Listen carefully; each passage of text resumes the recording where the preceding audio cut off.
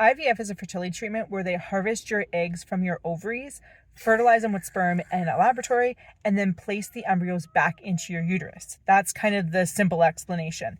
But if you're considering IVF, there's a lot more that you need to understand. If you've ever looked into IVF, it can seem like a whole world of things that you need to know.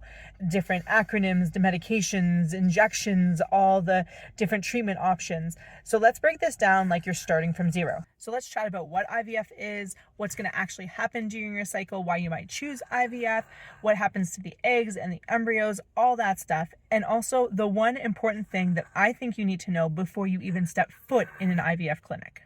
IVF is way more than just like throw an embryo in your uterus and you get pregnant.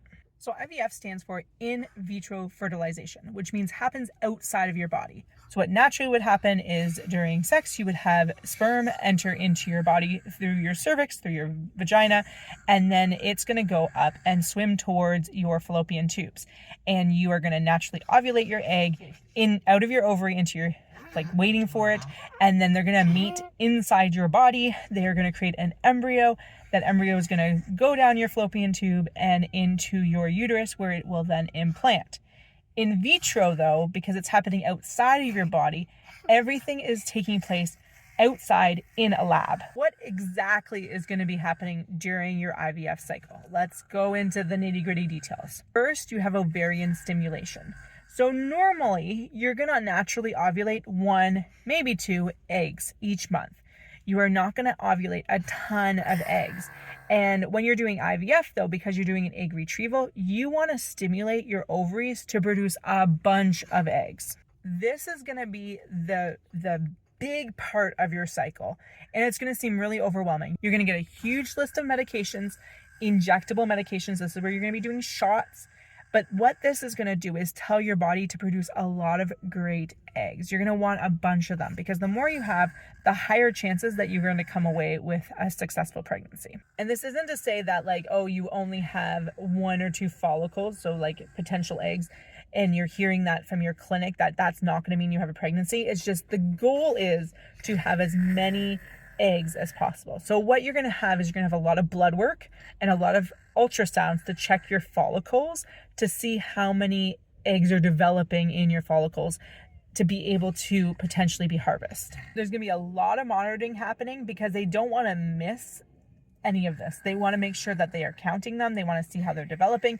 They don't want your body to naturally ovulate these. They want to have control over this so they can harvest them properly. The next step is the trigger shot. And basically what this does is it tells your body that the follicles need to become mature eggs, and timing is crucial. You need to follow your clinic's instructions for this because they need to time it so that way your body is creating the follicles into eggs at the right time before they harvest them. They want timing to be perfect. So you need to follow your clinic's instructions. The interesting thing with the trigger shot is it's usually the same hormone that actually presents in a pregnancy test. So sometimes what people will do is they will test out the trigger shot after they take it. And so basically, if you take a pregnancy test after you've done a triggered shot, you are going to get a false positive. So what a lot of women during IVF will do is they will test out the trigger shot. So they'll start taking pregnancy tests, like the super cheapy ones, and they'll start taking them as soon as they do the trigger shot. So that way, once that trigger shot is out of their system, their test will be negative. So they know if they get a positive pregnancy test after that, it's not because of the trigger shot, it's because they're actually pregnant. Now it's time for the retrieval. Often this is done under some sort of sedation or anesthesia.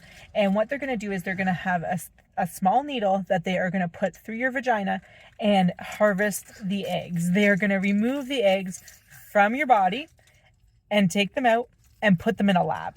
And this is honestly one of the hardest parts of IVF. It is not comfortable. It is hard on your body. I'm not going to sugarcoat it. It sucks for a lot of women. So be prepared that it's probably going to suck.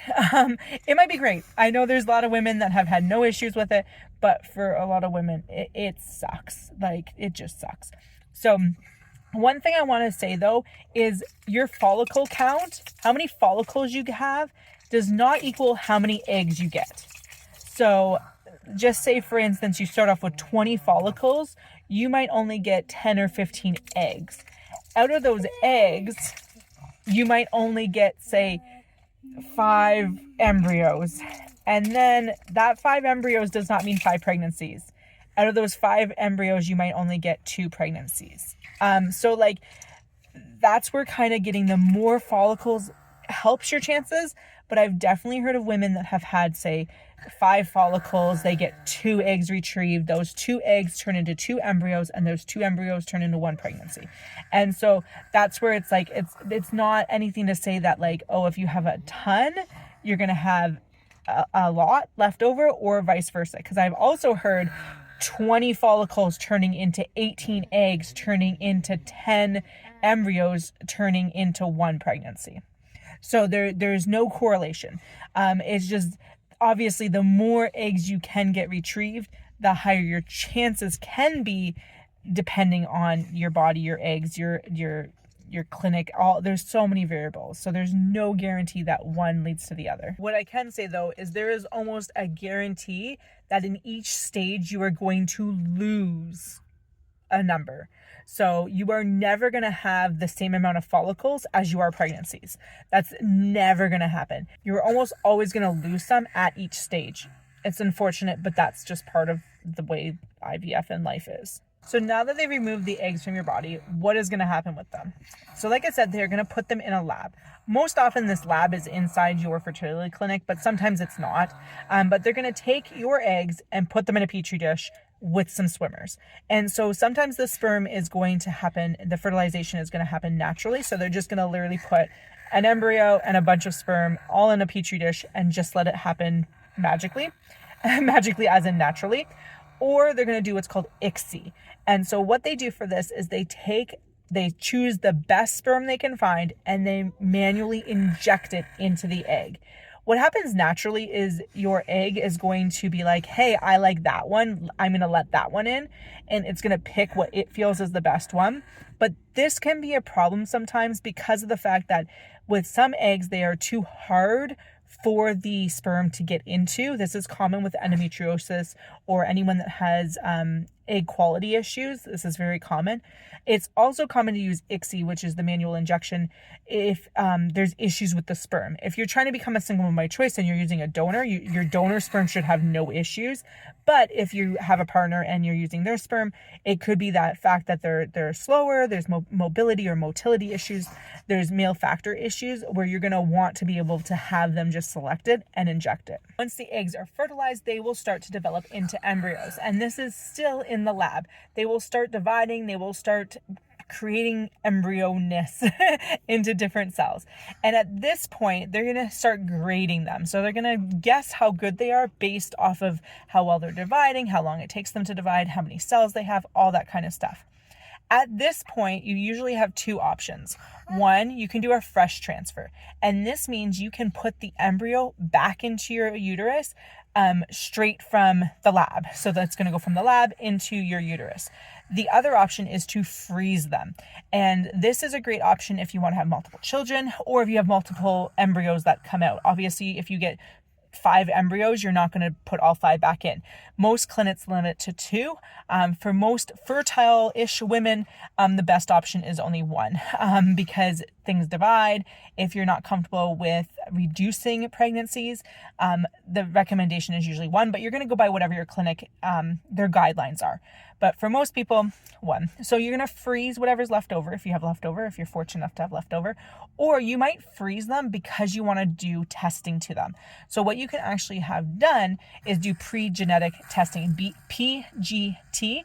And this means that what they're going to do is they're going to test some of the cells from the embryos to be able to see if any of them have any abnormalities. There is no guarantee that an abnormality happening is going to mean that you're going to miscarry or that it won't, you won't get pregnant. There are plenty of cases where there's poor quality, so a lower grade embryo becoming a perfectly healthy baby, or a PGT tested not turning out to have issues. But a lot of women want to do this because, again, it increases the chances of a successful pregnancy. The downside to this, though, is it can damage the embryo. So if you are in a situation where you only have, say, 2 embryos and you know you can't do another egg retrieval, you can't do another IVF cycle, you might want to not risk damaging the embryos in order to be able to test them. But this is a decision you need to make for yourself. This is a decision you need to make with your medical provider. It's all going to come down to case by case scenario, depending on what your risk factors are, what your entire situation is. So for some people, it is definitely 100% worth the risk because they know what their risk factors are in terms of abnormal embryos. Like for me personally, I have endometriosis and diminished ovarian reserve and all these things. So the chances of getting healthy embryos was slim to none. But to test them meant that I would have more chances of a successful transfer because of the fact that I knew that they were already tested to be not abnormal versus implanting an abnormal one that could potentially be miscarried. The interesting thing with a frozen embryo transfer is you can actually have a little bit more control over how you do it. Another reason you might have a frozen embryo transfer is if your body is overwhelmed by the hormones that they use to do the egg retrieval. They might want you to have like a cool down period so your body can like get rid of those hormones and reset itself before taking on a pregnancy, taking on an embryo transfer that might have issues because of the hormones. There is a risk of overstimulating your ovaries and causing a bunch of issues with the fertility drugs that cause you to have more follicles. So depending on your clinic, they might be like, nope, let's freeze the embryos and let's give your body rest. The benefit of a frozen embryo transfer is you do have a bit more control over it. So maybe your fertility clinic does want you to take some hormones to get your body ready for that transfer. But sometimes they'll have like what's called a natural cycle, a natural transfer, where they'll just time the embryo transfer based off your natural cycle. So if you have normal cycles and you don't have like PCOS or anything that's causing issues, they can just follow the lining of your uterus and be like, oh, your lining of your uterus is ready. Let's just transfer the embryo now. But again, this is all going to depend on your fertility clinic. So that's why you don't need to go down like the Google rabbit hole of figuring everything out before you even walk in the clinic, because of the fact that a lot of this timeline stuff is going to be given to you by your clinic. They're going to tell you exactly where and when to do things. So whether you decide to do a fresh transfer or a frozen transfer, the embryo is then going to be transferred into your uterus. Now, there's 2 things that I want to clarify. Some people think that like the baby is developing in a lab. The baby's not developing in the lab. It's being fertilized in the lab and it's becoming an embryo in the lab. So it's only a couple cells. It's not even like a big, oh, here's a huge baby. No. It's just a few little tiny cells. So usually like it'll be like say 8 cells, 16 cells. It all depends on when you decide to transfer it back in, how many cells it's actually going to be. The latest that they will usually do a transfer is when it's called a blastocyst, which is basically 100 to 200 cells. It's usually around day 5 or 6 after fertilization, but often you're doing like a day 3 transfer or day 4 transfer. Again, this is always going to vary by your clinic and you're going to go based off of their recommendations. Another common thing that I hear is people saying, oh, they implanted the embryo back in the uterus. They did not implant it. Implantation happens after. They transferred the embryo back into the uterus. It's going to float into your uterus. It's then the embryo's job to find a cozy home in your uterus to implant. Unfortunately, it does not always implant. This is when you have a lot of failed IVF cycles. It does not implant, or it does not implant properly.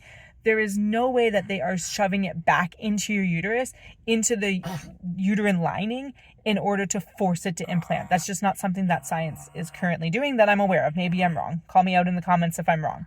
But they are not implanting it. So when you hear people say, oh, they implanted 3 embryos back into the uterus. No. They transferred 3 embryos into the uterus. And maybe one actually implanted, maybe all 3 implanted. But they're not, the scientists, the doctors are not the ones implanting things into the uterus. So the most common reason for women who are trying to become single moms by choice to go to IVF is because they either have a known fertility issue, which I'll talk about in a second, or they've already had multiple failed IUIs. And for single moms by choice who don't have the luxury of just trying naturally forever and ever and having potential success randomly, option to go to IVF is often a financial choice because there's only so many IUIs that you want to do before you're like, hey, the costs of these are adding up. Let's go to IVF, which increases success rates. The common amount that I tend to see is 3. Most women are usually willing to do 3 IUIs, and if all 3 of those fail, jump straight to IVF because that's what's worth it for them. Like I said, the other reason is a known fertility issue. So this might be blocked fallopian tubes. So for instance, if your tubes are blocked, you cannot have the sperm naturally meet up with the egg. It's not going to happen. So you're going to need the egg and the sperm to be meeting outside of the uterus in order for it to happen. Endometriosis is another issue just because of the damage that endometriosis does to the reproductive organs. Diminished ovarian reserve, where you are running out of eggs. You don't have as many eggs. That is another reason, because you don't have as many eggs to work with. You might only be ovulating, even with medication. You may be only ovulating 1 egg with medication, and just gives you a higher chance of success. And if you're having egg quality issues, it helps it like meet up and make sure. And if you're doing that pre-genetic testing, you're going to have a higher chance of success because you're making sure that those eggs that you're using are not abnormal. If you're not trying to be a single mom by choice and you're just a regular couple, the other issues might be sperm quality, quality of the sperm, because again, you have that like head start where it's going to really help out get that sperm meeting the egg, including stuff like ICSI, which is the direct, like forcefully being able to fertilize the egg. If you are a known carrier of a condition, that PGT, the pre-genetic testing, is super important, because then you can make sure that you're not going to have a child with that condition, or you're not going to become force them to be a carrier of that condition. It kind of takes that genetic factor out because you can test your embryos to make sure that they are healthy. Another great reason, especially for single moms by choice, if you are on the older side, I would say 35 and up, and you know for sure you want multiple kids, IVF can be the better option because of the fact that you can bank your embryos. You can freeze a bunch of embryos. And then as you get older, say you're 35 and you're like, I know I want 3 kids, but I know I want them spaced out every 2 years. That means that you don't have to worry about infertility, any fertility issues getting worse or presenting. Say, for instance, you don't have any fertility issues, but they won't present because you're using embryos that you created as a 35-year-old. So as you can see, there's a ton of factors on why someone might do IVF. So that's where you really need to talk to your fertility specialist to see if IVF is right for you, if it's a step that you're ready to take. So this is the thing that not enough people talk about before they walk into a fertility clinic, and that is the mindset side of things. IVF sucks. There is no part of IVF that's amazing. Unless you're having like a fantastic cycle where you're like, this is the best thing ever. I don't think anyone has that. The mindset side of stuff is really hard, especially when it comes to that loss as you go through the cycle. So your follicle count versus your egg count versus your embryo count versus how many you're able to transfer or how many you're able to freeze. Like that, you are going to be grieving during that. I don't know a single person who's like, oh, I'm happy I went from 20 follicles to 3 embryos. Like, there's going to be grief. Even if your numbers are great, you went from 20 to 18 to 15 embryos and you have 5 to freeze. Like, yeah, you might be excited that you have 5 to freeze, but if you are not prepared for that loss, it is going to be really, really hard. And to be fully clear, those numbers going down do not mean you did anything wrong. This, unfortunately, is just part of biology and how things work. You might need multiple IVF cycles to have one successful pregnancy.